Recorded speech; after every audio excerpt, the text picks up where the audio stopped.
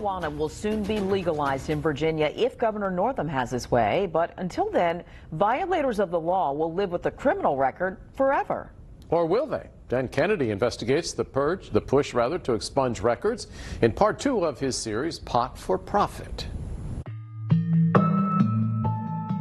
Virginia appears likely to become the first state in the South to legalize marijuana, but others are calling on lawmakers to take it a step further. We have to, as a system, think about how to have restorative justice. Portsmouth Commonwealth's attorney Stephanie Morales has spent a career prosecuting criminals. Now she wants to help some of them clear their records through automatic expungements. Now, if we're talking about legalization and we're talking about industry and opening up opportunities for people to build wealth, we cannot have that conversation without talking about expungements. Virginia's House and Senate voted just days ago to legalize marijuana.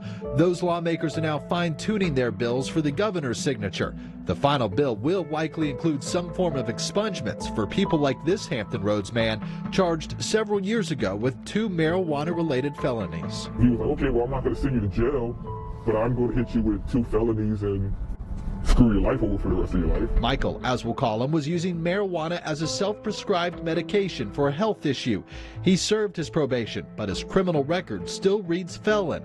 And it will stay that way forever unless lawmakers choose to expunge records like his. Why charge me, or why still have it on my record if you're going to tax it, if you're going to regulate it, if you're going to distribute it in a state where at one point you told me it was illegal?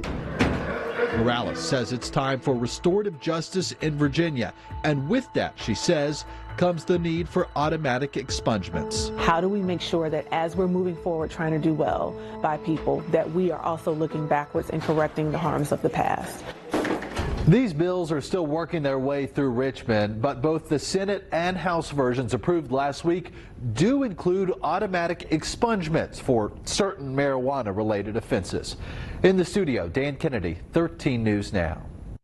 Tomorrow in part 3 of our Pot for Profit series, a majority of voters are on board with legalizing marijuana, but one Virginia doctor says it might be a mistake. Dan will have his piece of the puzzle tomorrow at 11. Across the country, we watched COVID-19 hospitalizations